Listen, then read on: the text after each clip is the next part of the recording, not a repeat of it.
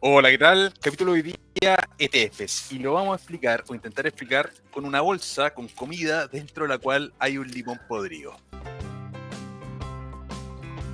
¿Cómo está, amigo mío? Bien, pues bien. Curioso por saber qué tiene que ver un limón podrido con los ETF. No, tiene mucho que ver, porque la primera pregunta que siempre surge cuando se habla de ETF es ¿qué diablo es un ETF? Y un ETF es básicamente un instrumento que es como una bolsa. Hay arroz basmati, hay manzana, una manzana Fuji, hay un tarro jurel, hay un limón podrido.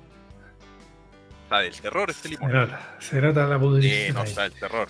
Una manzanita verde, arroz integral y otras cositas más, para no hacerlo tan largo, pero unas Exacto. mandarinas y más limones. Pero básicamente el ETF es eso, es una bolsa que adentro tiene instrumentos financieros, que acá estamos haciendo el símil de que cada uno de estos alimentos es un instrumento financiero. Entonces cuando compramos el ETF, estamos comprando un paquete, que aquí son frutas, son alimentos, pero en el mercado financiero un ETF tiene acciones de empresas, bonos, materias primas, un montón de cosas. Mm. Muchas veces asociamos los ETF a ETFs accionarios, donde cada fruta, cada alimento que está dentro es una acción distinta. Eso es Exacto. básicamente un ETF, es un grupo de... Los ETF justamente tienen esa característica de que tú estás comprando distintos activos en distintas proporciones y además tú puedes encontrar distintos tipos de ETFs, distintos tipos de bolsas. Por ejemplo, puede haber una bolsa solo de fruta, otra bolsa solo de no perecible, otra bolsa que es una mezcla entre ambos y así. Y eso lo que genera, y una de las principales ventajas, ¿cierto?, de invertir en estos ETF es el famoso concepto de la diversificación. Porque dentro de una misma bolsa puedes comprar distintos activos que quizás están orientados a un perfil similar o diferente. Todo depende de cómo se haya construido esa bolsa. Eh, y creo que ya sé por dónde va el tema del limón. Limón podrido. Pero los ETF son una muy buena forma de empezar a invertir o introducirse al mundo de la inversión porque resuelven muchos de los típicos problemas que tienen los inversores cuando están comenzando. Entre uno de ellos, se me ocurre, por ejemplo, el tiempo que hay que dedicarle a analizar los activos. El ETF tiene esa gran ventaja de que no requiere tanto tiempo de análisis, porque hay que ver ciertas cosas particulares y luego yo diría que el tiempo se dedica más en encontrar cuál es el ETF adecuado en función a todas las cosas que yo quiera obtener, porque tenemos creo que eran más de 10.000 ETFs disponibles, porque tú le cambiáis una fruta a la bolsa y ya es otra bolsa totalmente distinta. Claro, claro.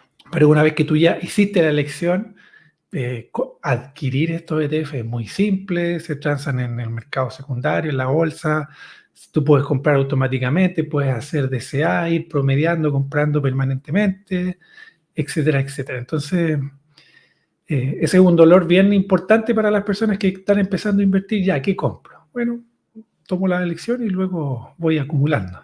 Claro. Mm. Bueno, ahí ya viene el punto del limón podrido, que es que cuando compramos este paquetito de acciones, este ETF que está diversificado en acciones, y tenemos una empresa que está mala, que quiebra, etcétera, esta empresa se va, sale, pero tú estás diversificado porque tienes el paquete completo. Ahora, si tú tienes un ETF de frutas solamente, naturalmente, y este limón va a tener un peso mayor dentro de una bolsa que es solo fruta, así tenemos el limón dentro de una bolsa que es alimentos generales, que podríamos tener frutas con verduras, carne, alimentos no perecibles, etcétera. Entonces, naturalmente, mientras mayor sea la diversificación dentro de la bolsa, menor va a ser el riesgo asociado que va a impactar este limón. Pero eso es lo importante. Cuando nosotros seleccionamos acciones individuales, por ejemplo, tenemos varios niveles de riesgos. Tenemos el riesgo empresa, tenemos el riesgo sectorial, tenemos el riesgo de mercado. Y hagamos el símil con el limón. Si yo compro este limón, tengo el riesgo de que esta fruta se eche a perder, pero el resto no. El riesgo sectorial de los cítricos podría no existir. ¿ya? O sí podría existir. Cuando estoy comprando la fruta, estoy maximizando mi riesgo solamente acá. Si compro un paquete de cítricos distintos, ¿vale? Estoy diversificando en parte el riesgo. Y si estoy comprando otros activos, otras frutas, estoy diversificando más. Entonces los ETFs minimizan mucho el riesgo, particularmente el riesgo individual, y se van simplemente a riesgo de mercado. Tienen otros niveles de riesgos también, ¿vale? Tienen riesgos de capital, riesgos fiscales por impuestos, tienen riesgos de divisa, riesgos de liquidez, tienen otros riesgos, pero a nivel del activo per se, estamos diversificando ese riesgo y nos vamos a riesgo de mercado, minimizando Exactamente. el riesgo individual. Exactamente. Esa es una de las grandes gracias que tiene el ETF, que al ser tan diversificado, y por cierto lado también se aplana un poco este riesgo, pero también tiene la otra mirada que tiene que ver exactamente con el mismo limón, y la pregunta es, ¿por qué voy a comprar una bolsa con un limón que está podrido y que definitivamente no voy a poder usar? Y ese también es uno de los como contras que tienen los ETF, y algunas personas hablan de la gran desventaja, y es que cuando tú estás comprando esta bolsa completa, estás comprando todo lo que está dentro, independientemente de que quizás hay algún activo que a ti no te guste, que no te parezca. A lo mejor hay una empresa que no te gusta, no te gusta la dirección, no te gusta el rumbo que está tomando, no te gustan las promesas que hace, o está bajando, cayendo muy fuerte en bolsa, y al comprar este ETF, indirectamente también estás comprando ese limón podrido. Entonces, eh, viene también como ese contraargumento sobre los ETF, pero que es parte de la estrategia, es parte del riesgo, es parte de lo que tenemos que saber, conocer, entender y asumir. Asumir que cuando estamos comprando un paquete, estamos comprando cosas que quizás no vamos a estar 100% de acuerdo con todas. Ahora, a lo mejor ni siquiera tenemos la capacidad de comprender cuál de todos esos activos está podrido. De repente tú puedes, no sé, encontrar el limoncito súper verdecito y lo abres y resulta que por dentro está podrido. Que es, por ejemplo, lo que sí podemos hacer al analizar acciones individualmente. Ahí sí podemos ver por dentro cómo está esa empresa, en este ejemplo, o ese activo, y tomar la decisión de no escogerlo. Entonces, efectivamente, bueno, como todo instrumento de inversión, tiene sus desventajas, sus amantes y sus detractores. Claro, ese punto es súper importante porque cuando estamos comprando el ETF, que al final, ¿cuánto vale el ETF? El ETF vale la suma de las partes individuales. O sea, si yo compro la bolsa que tiene todos estos alimentos, ¿cuánto vale la bolsa? El valor individual de cada una de las cosas. Pero al estar comprando el ETF, voy a estar comprando en un momento determinado cuando la mandarina quizás está cara y el limón quizás está barato y estoy comprando las dos cosas al mismo tiempo. Entonces, si bien es más simple, porque esto ya, ok, selecciono el ETF, me gusta la filosofía de inversión que pueda tener, que ya vamos a llegar a ese punto, pero si es que me gusta eso, tengo que saber de antemano que adentro puedo estar encontrando activos que en ese momento estén caros y activos que en ese momento estén baratos. Entonces, uno podría decir, bueno, pero ¿qué pasa si yo me construyo mi propio ETF? Por ejemplo, yo estoy armando mi propio ETF, el Álvaro ETF, que es en base, bueno, tengo obviamente ETF de acciones, pero tengo mi portafolio de acciones y que en el largo plazo se va a constituir un tipo de ETF. Pero es como la lógica del supermercado. Por ejemplo, te cuento esta historia. Mi mamá está jubilada y tiene el supermercado a una cuadra. Entonces ella va todos los días, y es una máquina, pero va todos los días o día por medio, y es parte de su entretención ir al supermercado, se demora media hora, y va y compra lo que está en la oferta del día. Entonces, el otro día me llamó y me dijo, oye, los pollos asados estaban con 30% de descuento. Me compré 2 pollos. Al día siguiente, oye, las tortas estaban con descuento. La torta. Entonces, ella va comprando en el fondo lo que va consumiendo, pero siempre con los descuentos del día. Es un poco la lógica de ir comprando acciones individuales. Podemos ir Claro, armando el ETF, seleccionando parcialmente las compras que vamos haciendo. ¿Cuál es el contra? Que consume mucho más tiempo. exacto. ¿Vale? O sea, ir todos los días al supermercado va a consumir mucho más tiempo que como lo hago yo, que voy y hago la compra de la semana. Y miro la lista, y bueno, mi señora hace la lista, compro lo que está en la lista independiente del precio. Exactamente. Entonces, a veces estoy comprando cosas que están más caras y a veces estoy comprando cosas más baratas. Es un poco el símil que podríamos ver en la bolsa, que podemos, en acciones individuales, que vamos nosotros comprando individualmente las partes. Exacto.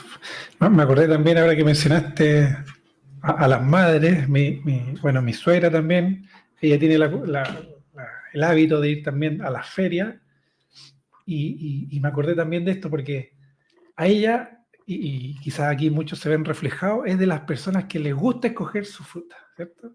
Es Claro, como, oiga, deme 2 kilos ya, y empieza el de la feria, empieza a agarrar y dice, no, no, no, yo quiero esta, a ver, esta no, esta está mala, claro. y efectivamente, toma más tiempo, requiere estar seguro de que la decisión que yo estoy tomando es buena y asumir la responsabilidad que si el día de mañana agarro algo que por fuera se ve súper bonita, no sé, un melón, lo agarré y después resulta que estaba verde, la responsabilidad recae 100% sobre mí, ya no le puedo echar la culpa al feriante que me echó una cuestión mala. Claro, ¿Ya? Pero también se corre menos riesgo o no, dependiendo del conocimiento, de cuánta práctica uno tenga, de elegir, en este caso, buenos activos, buenas frutas. Y hay otros que derechamente es como ya, échele nomás, y ahí a veces nos pueden pasar ahí una fruta podrida. Me acuerdo un tiempo también en los veranos, a mí un tiempo me gustaba comprar cajones de frutillas, porque claro, era mucho más fácil, menos tiempo, no tenía que ir tanto, y todas las de arriba impecables, y después ibas y bajando, abajo el y desastre. abajo estaba el desastre. Entonces, dada esa mala experiencia, luego dejé de hacer estas compras de esta manera, y creo que se asemeja mucho a la decisión de por qué hoy día me gusta más revisar las acciones a pesar de que conlleve más tiempo, que efectivamente es así. Pero son unas muy buenas analogías a cómo se compra un ETF, qué cosas podemos encontrar ahí, cuáles son los riesgos, las responsabilidades que estamos asumiendo, versus otras estrategias de inversión, como puede ser el stock picking, se llama, ¿cierto? Elegir las acciones que uno quiera, que bueno, pues es a gusto del consumidor, literalmente, nunca mejor dicho. Claro, claro. Obviamente, cuando estamos comprando la bolsita, el paquete, el ETF, como estamos comprando en ese momento algunas cosas que pueden estar más caras y otras cosas que pueden estar más baratas, no vamos a tener una rentabilidad muy distinta de la rentabilidad del mercado. De hecho, los ETF nacen para igualar la rentabilidad del mercado. Mm, Porque va a estar comprando caro, barato, algunas cosas y eso va generando una rentabilidad media que es parecida a la rentabilidad que va a tener el mercado. Muy difícilmente tú compres un ETF que siga el Standard & Poor's, por ejemplo, y rente 300% en un año y el Standard & Poor's rente 10. Eso no va a pasar, no van a rentar bastante parecido. De hecho, una de las características muy deseables que tienen los ETFs para ver qué tan buenos son es la efectividad con la que rastrean el índice de referencia. Entonces, si estoy comprando un ETF que replica el Standard & Poor's, que haga lo que haga, ¿vale? Pero, ¿cómo mido si ese ETF es bueno? Es básicamente el diferencial de rentabilidad que genera el ETF respecto al índice de referencia. Mientras más cercano, es mejor. Lo está copiando más efectivamente. Y eso es un indicador muy deseable en los ETFs. sí, totalmente. Sí, yo me Bueno, acuerdo que los ETF, claro, o sea, anteriormente, años atrás, estamos hablando de 2016, hacia atrás, siempre se hablaba de, oye, compren el índice y cosas así. Y yo decía, ya, pero ¿cómo accedo a un índice? Y finalmente los ETF llegan como a cumplir esa función, primero de dar acceso a los índices bursátiles más importantes, eh, comprando proporcionalmente todo lo que compone ese índice. Sin embargo, hoy día veo una dificultad también y es que hoy día hay tantos ETF, porque hay ETFs de lo que tú te puedes imaginar y esa es otra característica y es una ventaja y desventaja a la vez, ¿ya? Como muchas de los temas de la inversión. Que tú puedes ir haciendo ETFs de la temática que tú prefieras. Puedes, por ejemplo, un ETF de un índice, de un país, de un sector. Puedes hacer ETFs de una tendencia, por ejemplo, energías limpias. Puedes ir con cosas que sean sustentables o no. Puedes ir con no sé, temáticos como pueden ser videojuegos, tecnológicos, microchips, entre muchas, muchas otras cosas. Y eso lo bueno que nos da es acceso a distintos rubros, áreas o puntos de interés que para nosotros puedan resultar convenientes. El contra de esto es que se han creado tantos ETF que a veces es difícil elegir. Y dada esa dificultad, como que la mayoría de las personas tiende a irse por el camino más fácil, obvio y que todo el mundo está haciendo, y ahí entramos en el famoso índice del que siempre se habla, el Standard Poor's 500. Y eso ha tenido también consecuencias como, bueno, esto es súper debatible o no, pero muchos hablan de las famosas burbujas de los índices, claro, que como no sé qué comprar, me voy a lo que todo el mundo compra, estoy pagando precios que quizás son muy caros y cada vez los precios van subiendo más, sin que necesariamente la composición del índice esté subiendo en proporción a eso. Y eso es un debate interesante. Yo no tengo la respuesta, no he visto estudios ni cosas así, pero es un fenómeno que me llamó mucho la atención, que la industria del ETF empezó a crecer tanto que luego se hacía tan complicado que finalmente nos vamos a lo más simple, y eso hace que estos activos también hayan crecido de una manera increíble. Claro, que se termina generando una retroalimentación. Porque, por ejemplo, si decimos, bueno, invirtamos en el Standard Poor's. Cuando nosotros invertimos en el Standard Poor's, vamos a comprar todo lo que está dentro del Standard Poor's, pero hay un orden, no hay una división heurística. Para quien no sepa, el Standard Poor's son un índice que sigue más o menos el precio de las 500 empresas más grandes de Estados Unidos, pero no lo sigue heurísticamente. No es el precio de las 500 acciones de Dion 500 y que todas pesan lo mismo. No, obviamente no. Hay empresas que pesan mucho más, las más grandes. Una empresa grande va a pesar siempre mucho más que una empresa chiquitita. Entonces, el fenómeno que se empieza a generar es que al estar entrando capital en el Standard Poor's, ese capital se va a desviar en mayor proporción a las empresas que son más grandes. Y las empresas que son más grandes son las que tienen mayor market cap. El market cap es el precio de la acción por la cantidad de acciones en circulación. Entonces, si estoy desviando más dinero a estas acciones que son más grandes, hay un aumento en la demanda, por ley de oferta y demanda, tienden a subir los precios de esas que son más grandes y en consecuencia sube el precio del ETF. En consecuencia uno dice, oye, mira, esto está rentando bien, vamos metiendo más dinero. Y naturalmente empiezas a desviar cada vez más capital a estas empresas que tienen mayor market cap, y eso genera que se vayan haciendo más caras en múltiplos. Exacto. Porque si la empresa sube la velocidad de los beneficios de una manera importante, al mismo precio que a la misma velocidad, aunque está subiendo el precio de las acciones, no habría problema porque mantenemos el mismo múltiplo. Pero el problema se da cuando se empiezan a hacer más caras en múltiplos. Y la inversión pasiva precisamente está generando que haya mayor ingreso de capital a cosas que estén más caras. Si nos vamos al tema de las frutas, si las mandarinas empiezan a estar más caras porque están de moda y la bolsa de alimentos tiene cada vez más mandarina, bueno, vamos a estar comprando cada vez más mandarinas más caras. Exactamente. Exactamente. Es un fenómeno interesante que es bueno conocerlo. Pero efectivamente los ETF ofrecen grandes ventajas, desventajas, y yo diría que se ajusta muy bien a la mayoría de las personas que no tienen el tiempo quizás o el interés de aprender a seleccionar buenos activos, no tienen el tiempo, el interés para estar mirando constantemente el mercado, porque los ETFs también nos permiten tener una gestión pasiva y una gestión activa. La gestión pasiva es básicamente cuando, no sé si es la mejor frase para un video de YouTube, pero apago el cerebro y dejo que la lógica del ETF haga su trabajo, ¿cierto? Que es, ok, por ejemplo, el famoso DCA, compro regularmente el periodo que yo elija, el monto que yo elija, y son procesos que incluso hoy día se pueden hasta automatizar. Por lo tanto, eso es, y eso se ajusta muy bien al estilo y el ritmo de vida que muchas personas tienen, y eso es espectacular, porque siempre hemos dicho que la inversión debe ajustarse al estilo de vida que uno elija, ¿ya? Y la gestión activa ya tiene que ver un poco, estar un poco más involucrado, estar estudiando. Hay ETFs, por ejemplo, que son apalancados, ETFs que son en contra, y incluso se puede hacer hasta trading con ciertos ETFs.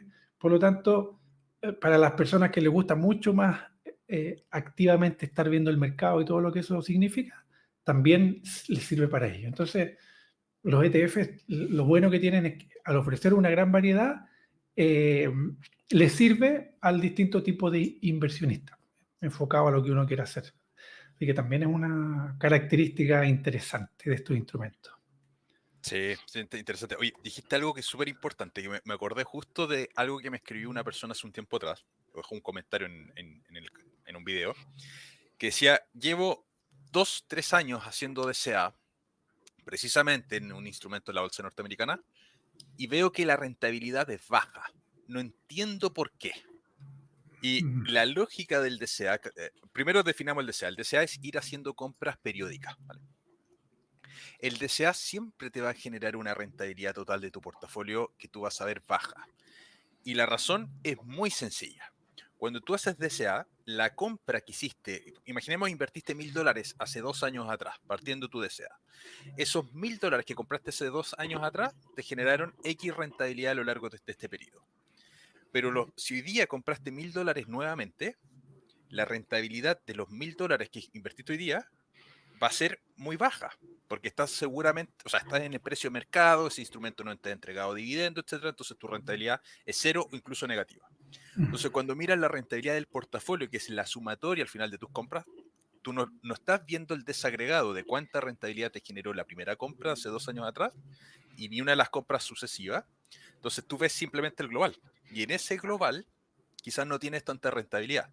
Y es porque las últimas compras del DCA te han generado menos rentabilidad, ¿vale? Entonces, las personas que, por ejemplo, hacen seguimiento de sus portafolios podrán ver que las compras que han hecho, si es que tienen ese registro individual, hace mucho tiempo atrás han generado mucha más rentabilidad y las que están ahora casi no tienen rentabilidad. Entonces hay que entender esa parte porque me llamó la atención ese comentario que dijeron, no, pero es que llevo como un 7% de rentabilidad en un instrumento que teóricamente ha rentado como 30% en estos años y a mí el corredor me dice 7%. No entiendo por qué esto es una estafa.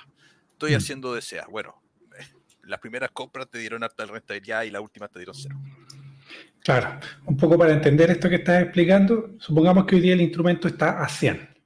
Claro, si yo lo compré ayer y lo compré a 99, claro, yo digo, gané uno, es poco. Sin embargo, si el instrumento hoy día está a 100, pero la primera compra yo la hice a 50, pero claro, esa proporción que yo compré quizás hace 2, 3, 5 años atrás, esa proporción tiene una alta rentabilidad. Ahora, como yo fui haciendo compras periódicas y supongamos que el mismo periodo, el mismo precio y que ha tenido una volatilidad, o sea, un crecimiento constante, el promedio de todo eso me va a dar la rentabilidad completa del instrumento. Ahora, otro fenómeno importante que pasa en este mismo caso es que generalmente las primeras compras que más me rentaron es cuando estamos comenzando y probablemente quizás tenemos más desconfianza, no tanto conocimiento, y quizás estamos en una etapa inicial donde estamos invirtiendo menos capital. Por lo tanto, claro, si yo aquí le puse $50 o 50.000 pesos, pero ya con el tiempo fui ganando convicción en mi estrategia y todo, y estas últimas compras ya le estoy invirtiendo 100, $200, pero claro, como están a más alto precio en este caso, la proporción es menos. Y el promedio me va a bajar también el promedio de estas compras altas. Entonces, Claro. es interesante, o sea, es importante entender que cuando hacemos esta estrategia de DCA, estamos incluyendo las compras iniciales con un capital X y estamos incluyendo también las últimas compras. Además, también depende del comportamiento del instrumento, porque, claro, aquí teníamos la hipótesis de que esto iba creciendo, pero a lo mejor esto fue bajando, fue subiendo, fue bajando, fue subiendo y por lo tanto todavía nos tiraba un poco más abajo ese promedio. Claro. ¿Qué es el fin de estos instrumentos? O sea, tratar de estabilizar lo que es la varianza, tratar de estabilizar lo que es la volatilidad y tratar de dejar algo lo más plano, predecible posible. Claro, el DCA es muy útil y muy buena estrategia en los instrumentos que sabemos que tienen gravedad positiva. ¿Qué significa eso? Que sean estructuralmente alcistas de largo plazo. Porque si estamos promediando, por ejemplo, y nos vamos a acciones, estamos comprando una acción que va a quebrar, que está del terror esa empresa, y estamos promediando, bueno, inexorablemente vamos a terminar perdiendo todo. Pero en un ETF que replique o que tenga una filosofía de inversión razonablemente sana, porque sí, podría existir un ETF de empresas que quiebren, ¿vale? No, afortunadamente no existe, ¿vale? Pero supongamos que existe, ese probablemente termines en algún momento perdiendo todo. Pero un instrumento que tenga una filosofía de inversión relativamente sano, como hay algunos ETF que dicen, bueno, invertir en empresas de altos dividendos o invertir en empresas de momentum, que es una filosofía de inversión que tienen algunos ETF, que el momentum es simplemente las empresas que han subido más que la media. Entonces están comprando todas las empresas que van subiendo más que la media. Están comprando seguramente las que están más caras, las que están de moda. Cuando hay correcciones, esos ETFs corrigen más, pero cuando hay alza, esos ETFs tienden a subir más que el mercado. ETFs que sean de dividendos crecientes, en fin, hay una infinita variedad de esos instrumentos. Entonces, si tú eliges uno que tiene una filosofía razonable, en el largo plazo debería ser estructuralmente alcista. El Standard & Poor's de largo plazo es estructuralmente alcista. Los países, en la medida en que van creciendo económicamente, van siendo alcistas. Porque claro, si compramos un ETF de un país que el país está quebrando, seguramente te va a ir mal igual, ¿vale? Exacto. Porque el ETF tiene riesgo mercados. Eso, y justamente esa otra de las características interesantes de los ETF, la exposición a un sector, a un país, a una industria. Porque, por ejemplo, ¿qué pasa si, no sé, creo en todo este tema del nuevo orden mundial, o hay un mercado que me parece interesante porque está innovando, o a lo mejor, no sé, muchas industrias se están yendo para allá, o fui de vacaciones a un lugar y sabéis que me pareció súper interesante este país o este sector? El ETF te da el acceso a poder comprar esa industria y en una etapa inicial, cuando no tengo el tiempo para ver, por ejemplo, cuáles son las empresas que están cotizando en esa industria, cuál es la regulación, cómo le está yendo al país en general, una muy buena forma de exponerse y como que adentrarse en los mercados es a través justamente de un ETF. Por ejemplo, hablando algo más concreto, no sé, si me interesa India, oye, no, es que creo que India le puede ir bien ya, pero ¿cómo analizo empresas indias? Chuta, no sé, a ver, ya, entremos con un ETF, veamos cuáles quizás son los activos que están dentro de esos ETF y ahí por lo menos ya tengo un primer filtro para ir orientando mi análisis en el caso de que quiera hacerlo. Además que se habla mucho también de que en una cartera finalmente debe haber una gran diversificación y eso incluye países, sectores, monedas y tantas otras cosas que los ETF justamente brindan esas oportunidades. Incluso hay ETFs son ETFs como de cartera que están estructurados en base a una filosofía de portafolio de inversión. Entonces, nos da mucho acceso y eso encuentro que es una gran ventaja también. Es una gran ventaja. O sea, no vamos a tener una rentabilidad muy por sobre el mercado, vamos a tener la rentabilidad del mercado. Cuando el mercado años crezca mucho, los ETFs van a crecer mucho y viceversa, pero no nos vamos a desviar. En acciones podríamos tener una rentabilidad superior al mercado. Ahora, la evidencia muestra que seleccionando acciones no necesariamente le vamos a ganar a los ETFs, no se le gana al mercado en la inmensa mayoría de los casos. Entonces, ese es uno de los argumentos que se da a la inversión en ETFs de ajustado a tiempo y ajustado a un montón de cosas. Dicen, bueno, conviene tener ETFs. Claro. Es un instrumento interesante que unas personas deberían poder considerar dentro de sus portafolios. ¿Cuáles son los riesgos que tienen? Dijimos, bueno, riesgo de mercado es uno, pero tienen riesgo de capital, riesgo de pérdida, ¿vale? Riesgos fiscales, que siempre consideran los impuestos. O sea, cuando se compran ETFs, tenemos que saber cuál es la tasa tributaria que tienen. Sí, sí. Eso para todas las inversiones en general, ETF, acciones, inmuebles, fondos, o sea, como la famosa y mítica frase, hay solo dos cosas seguras en la vida, que nos vamos a morir y que va a haber que pagar impuestos. La diferencia es el momento en el que estamos pagando impuestos. Ahí entran, por ejemplo, hay algunos ETFs dividenderos que son ETFs de distribución y de reparto. ¿Qué significa esto? Los que son de acumulación o de reparto. Los de acumulación, el dividendo queda dentro del mismo ETF y se van comprando más porciones del mismo ETF y por lo tanto el dinero no nos llegó a nosotros. Por lo tanto, no hay una tributación en ese momento. Sin embargo, en algún instante de nuestras vidas, cuando yo necesite ir a comprar el pan, voy a tener que vender ese ETF y ahí va a haber también el tributo, ¿cierto? El impuesto. Por lo tanto, lo que estamos haciendo es simplemente retrasar ese pago de impuestos.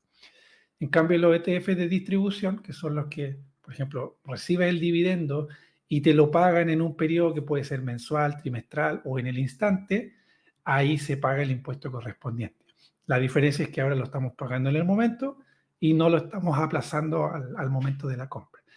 Entonces, riesgo fiscal existe también, como en todos los instrumentos de inversión. Oh, siempre, siempre. Si el socio de piedra siempre está.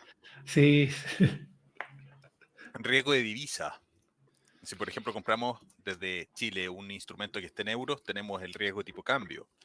Si compramos un correcto. instrumento que está en dólares, tenemos el riesgo tipo cambio. Siempre vamos a tener ese riesgo. Cuando estamos Es, comprando moneda extranjera. Si compramos acciones de Estados Unidos, desde Chile o acciones de Europa, también tenemos el riesgo tipo cambio. O sea, ese riesgo de divisa no es que lo tenga el ETF y la acción individual no lo tenga. Si lo tiene. Si compro acciones de Nike, tengo el riesgo tipo cambio. sí. Fíjate que dice otro fenómeno interesante, que en el ETF hay algunos que tú tienes un doble riesgo de divisa. ¿Por qué? Porque imagínate que tú tienes un ETF en dólar que está comprando, por ejemplo, activos que están en yuanes. Entonces, claro, Sí. tú tienes que, nosotros que estamos aquí en Chile o alguien que esté en España, por ejemplo, tiene que hacer una transformación al dólar y ya tienes ahí un riesgo de cambio, pero el ETF está comprando activos que están en otras monedas, por lo tanto existe otra relación ahí de divisa. Y eso a veces esta me puede bajar, después me sube por el otro y ahí hay que hacer una triangulación interesante. Entonces también es importante entender cuál es la moneda en la que está comprando los activos el ETF y además en qué moneda estamos nosotros comprando ese ETF. Claro, claro. Oye, y respecto a consideraciones que hay que tener antes de invertir. Uno es la filosofía de inversión, es una de las principales cosas que hay que conocer dentro del ETF, porque los ETFs tienen su filosofía de inversión, tienen criterios preestablecidos. Algunos van a decir, bueno, nosotros vamos a rastrear íntegramente el rendimiento y vamos a copiar el Standard & Poor's, vamos a copiar, qué sé yo, el IBEX 35, que es el índice de España, o vamos a copiar el DAX alemán, copiar un índice. Pero hay otros que son temáticos. Vamos a copiar, qué sé yo, el sector tecnológico de Estados Unidos. Vamos a copiar el sector manufacturero de China. Sector semiconductores. En fin, hay una infinita de categorías que son temáticas.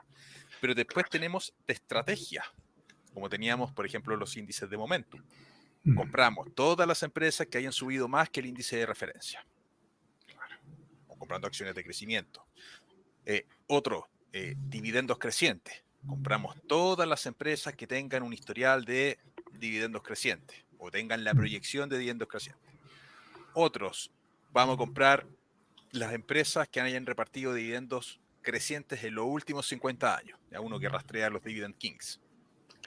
Entonces, tenemos que conocer esa filosofía de inversión que tiene el ETF. Si nos gusta esa filosofía de inversión, podría ser un instrumento interesante a considerar. Hay que considerar el impacto de las comisiones. Las comisiones son súper importantes. Los ETFs suelen tener dos comisiones. Uno es la comisión de transacción. Cuando llegamos al broker y compramos el instrumento, suele haber una comisión ahí, que puede ser comisión o puede ser spread. El spread Exacto. es simplemente el que tú partas que te cobren X cantidad de pesos o dólares o centavos de dólar por transacción. O sea, si yo, por ejemplo, quiero comprar un ETF que está en dólares, tengo que convertir mi peso a dólares y ahí puede haber Ahí te compran, claro, una comisión exacta. el spread de dólar. Entonces, tener siempre en consideración esa comisión que va en la compra y en la venta.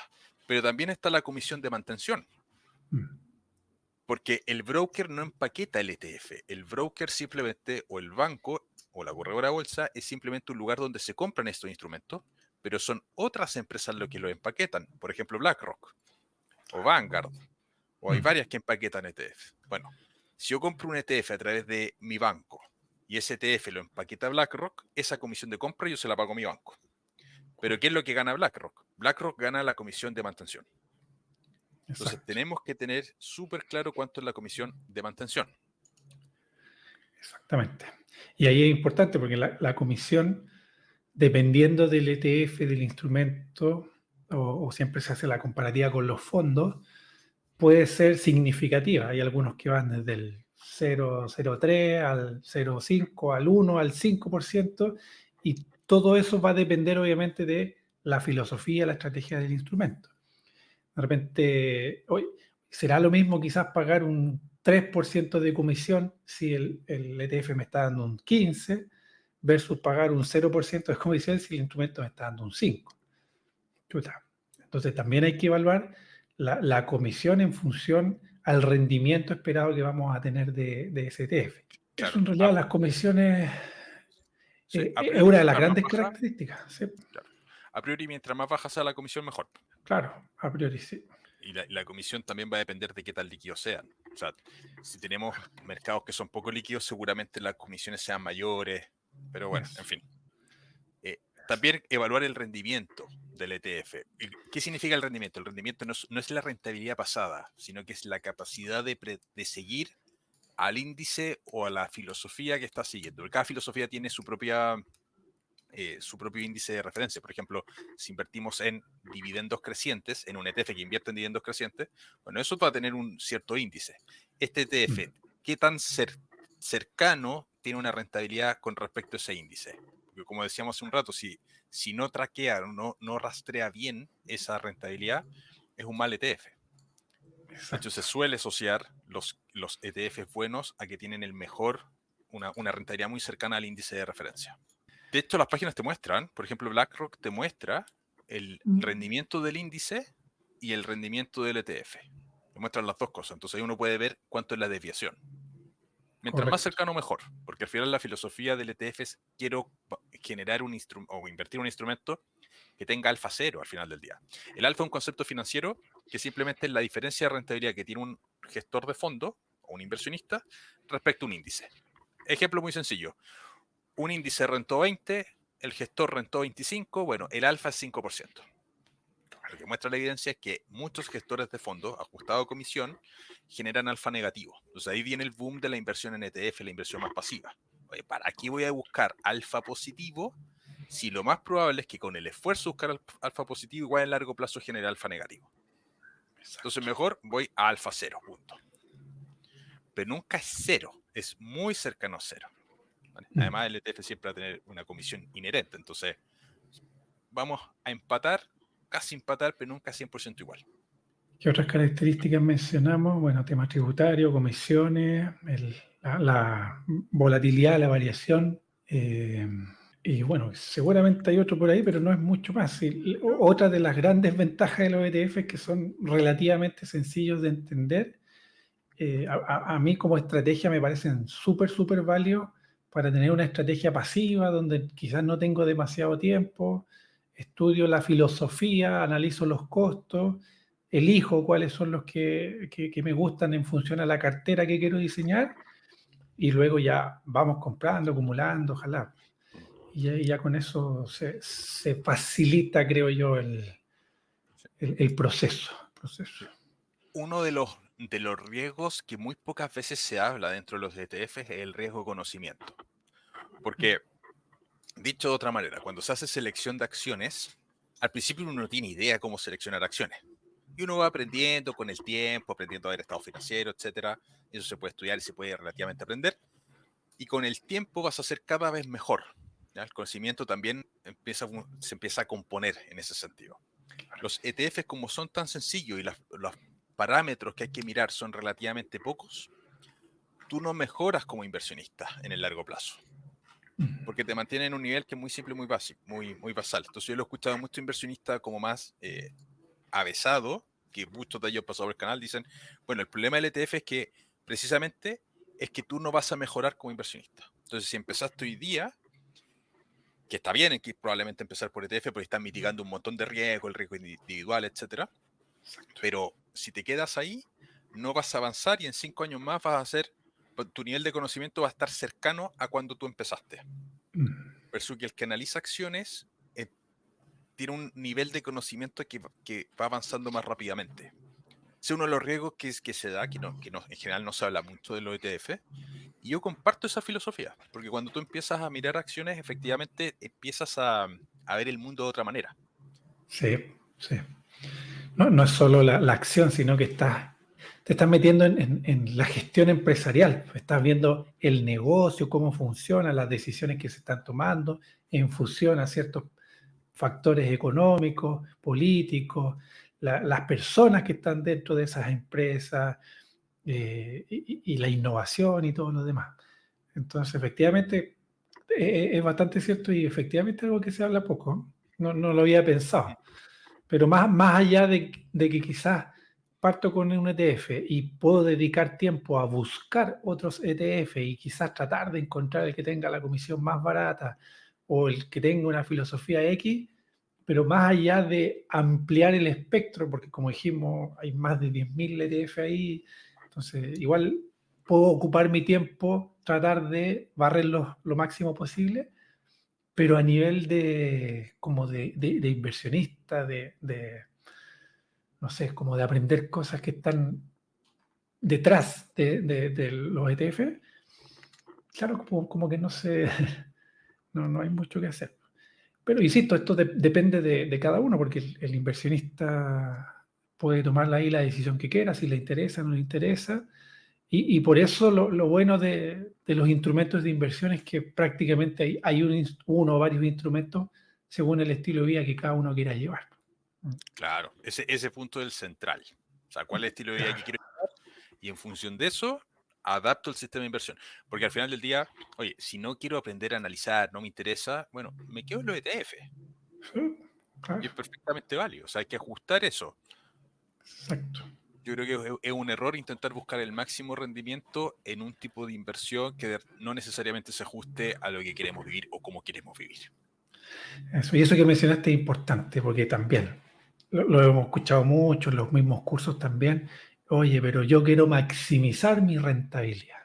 Ok, ese es tu objetivo de inversión, que no necesariamente es el objetivo de alguien que está invirtiendo en ETF o no necesariamente el objetivo de alguien que está invirtiendo, por ejemplo, en una estrategia de flujo, pero sí mi objetivo real y por el cual yo voy a dedicarle esfuerzo, tiempo, preocupación, es maximizar mi rentabilidad. Chuta, quizás los ETF no son el camino, o a lo mejor hay que entrar a otro tipo de ETF, ¿cierto? Apalancados, irme en contra y cosas por el estilo, pero que dentro de lo normal de la campana de Gauss, ¿cierto? El 80% probablemente va a estar muy, como tú bien decías, cercano al índice. Y eso son más o menos lo que podemos esperar. Pero es importante entender que dependiendo del objetivo que yo tenga a la hora de invertir, van a haber distintos instrumentos. Quiero vencer al mercado, van a haber algunos. Quiero acompañar al mercado, van a haber otros. Me interesa más el flujo más que el crecimiento, van a haber otros, etcétera, etcétera. Claro. Ahora, respecto a eso, mi filosofía personal respecto al dinero es que el retorno total que nosotros tenemos en la vida del dinero es obviamente el retorno pasivo que tenemos con las inversiones más el retorno activo que tenemos de nuestro trabajo. Entonces, para mí esa fue la lógica inicial y yo siempre o sea, no desde el primer minuto, pero fui decantando a una estrategia más de flujo porque entendía que el pensamiento que tenía en ese momento y que comparto hasta el día de hoy es si genero flujos pasivos por mi inversión que me estabilicen la varianza que tiene el trabajador independiente, puedo tener un retorno económico mayor porque el trabajador independiente creo que puede ganar más que el trabajador por cuenta ajena. Entonces, con un riesgo mayor porque genera inestabilidad. El trabajador independiente tiene mucha inestabilidad en su flujo, pero a mayor riesgo tiene un potencial de retorno mayor, ¿vale? El que está emprendiendo, etcétera. Entonces, yo me fui a estrategias de flujo precisamente porque más allá de la libertad financiera, el sueño de vivir de las rentas, que no era el sueño inicial, era si genero un colchón financiero estable que me minimice la volatilidad del trabajo independiente, creo que voy a ser capaz de ganar mucho más dinero en el largo plazo. Por eso me Exacto. fui a una estrategia de flujo principalmente, pero Y ahí entendiendo la lógica del retorno total, retorno activo correcto. más retorno inversiones. Oye, y ya que sacaste el tema a colación, hay estudios incluso que lo comentan y cuéntenos ustedes en los comentarios si les interesa quizás profundizar sobre este tema, porque hay un libro muy interesante ahí que con varios estudios ha demostrado cómo las grandes riquezas se han hecho más bien emprendiendo a través de negocios que con estos típicos instrumentos de inversión.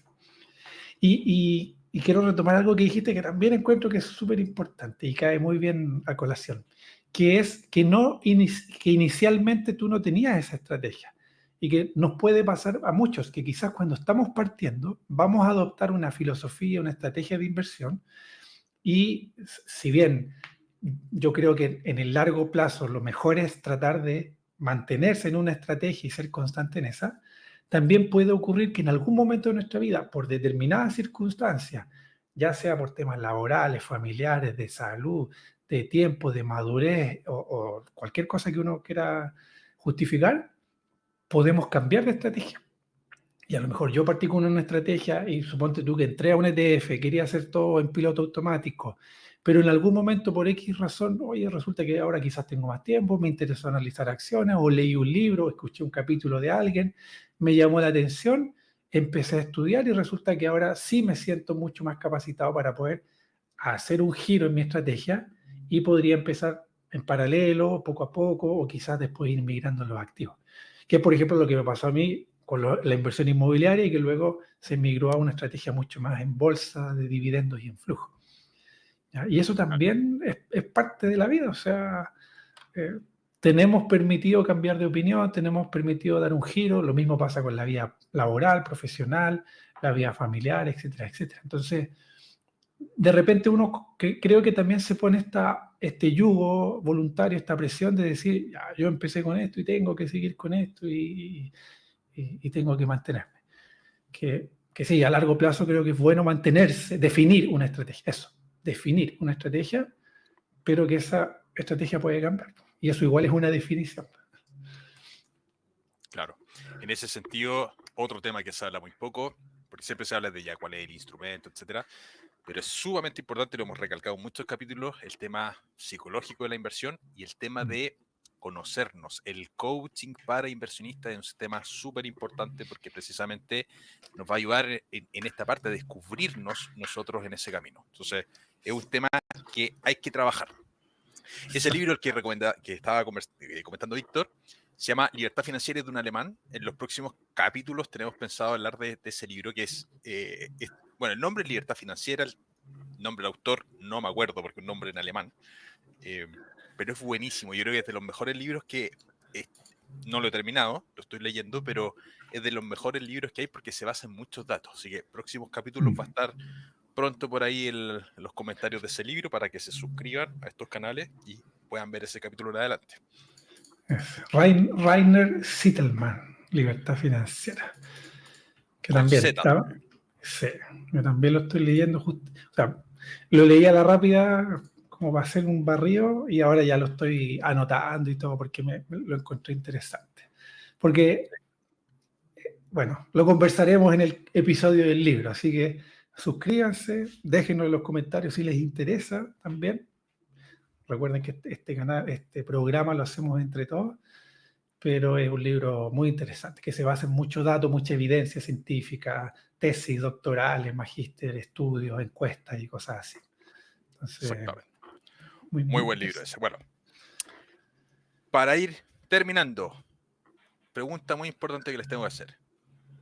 Que me digan en los comentarios, ¿qué se hace con este limón? ¿Se bota entero? ¿Se corta la parte mala y se bota la parte mala y deja la parte buena? ¿Qué creen ustedes? Déjenlo en los comentarios a ver qué hacemos, ¿vale? Un abrazo muy grande, cuídense mucho. Nos vemos en los próximos capítulos, que esté muy bien. Chau, chau. Chao, chao.